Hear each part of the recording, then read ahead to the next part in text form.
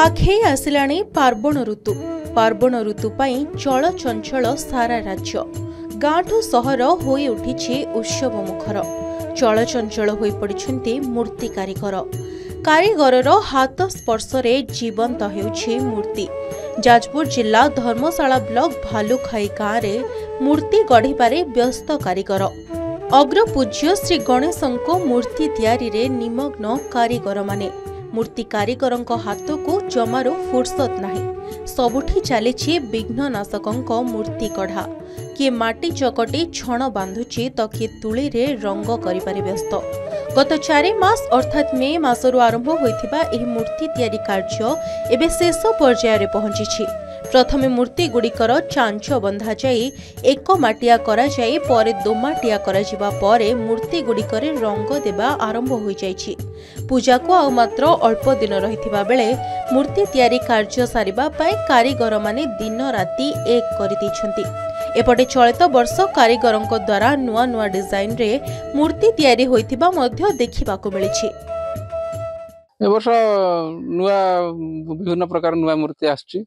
हमर शिव मूर्ति गोटे होची शिव मूर्ति तांकर मुंड गणेश गंडी शिव। आ गोटे नुआ आछि हमर हनुमान मॉडल गोटे नुआ गदा धरि बसचंती सुंड तादर लागिछि। हनुमान मॉडल से गणेश से गोटे मुंबई डिजाइन से गणेश गोटे हेछि नुआ मूर्ति गणेश। एमती विभिन्न प्रकार डिजाइन सब हेछि।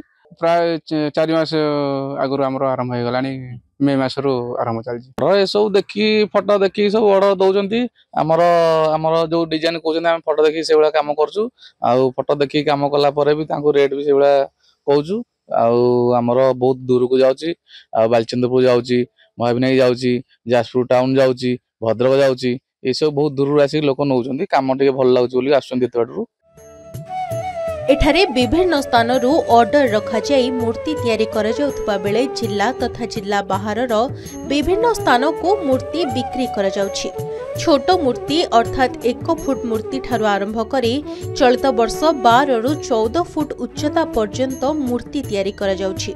छोटरू बड़ मूर्ति पर्यंत भिन्न भिन्न दर मध्य रहिछि। आगो को गणेश पूजा, विश्वकर्मा पूजा सह खुदुरुकुणी ओषा रहुथिबारु मूर्ति कार्य शेष करिबाकू कारीगर माने लागि पड़िछन्ति।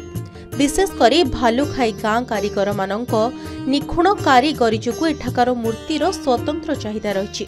जेउथि विभिन्न स्कूल, कॉलेज, क्लब, स्वेच्छासेवी संगठन सह पूजा कमिटीर कर्मकर्ता माने एठारू मूर्ति नेबाकू पसंद करती। एपटे निजर कौलिक वृत्ति को बंचाई रखिबाकू जाई पीढ़ी परे पीढ़ी अनुजाई कारीगर माने एही व्यवसाय करी निजर परिवार प्रतिपोषण करि आसुछन्ति। ए कारीगरंको तुलीर स्पर्श रे जीवंत लागुछि प्रभु गणेशंक मूर्ति। वास्तव ये बहु पुरातन जे कि सेठी अनेक मूर्ति कारीगर अछंती। से समय क्रम रे सेमानकर बापा जज मध्ये ई कार्यक्रम करूथिले।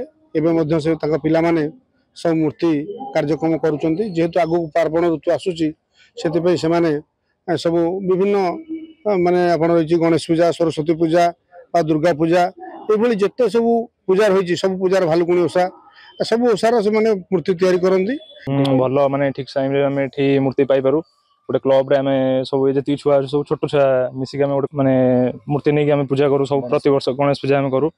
तो एठी भलो स्लो मूल्य रे भलो फिनिशिंग रे ठीक टाइम रे हमें जते एडवांस एठी मिल जाय भी भलो भलो डिजाइन रे मूर्ति दे बना जाय एठी। सेमती किछि तो एमती किछि नॉर्मल साबास भलो भलो डिजाइन तो माने बजट हिसाब रे जति जा तो भलो डिजाइन हमें गोटे गणेश मूर्ति नै जिबेठू। अग्रपूज्यंक आवाहन रे आरंभ हेबो पार्वणर ऋतु। ए नै मूर्ति कारीगर बेस चलचंचल। चलित वर्ष भली की भली मूर्ति तैयारी रे व्यस्त कारीगर निर्धारित समय मध्य रे मूर्ति काम सारिबाकू हेबो। एवं गत वर्ष ठारू चलित वर्ष मध्य बेस भल 2 पैसा रोजगार करिया पई मध्य आशा रखिचंती एही कारीगर। जाजपुर रो अविनेश्वर सतपथीଙ୍କ रिपोर्ट के न्यूज ओडिशा।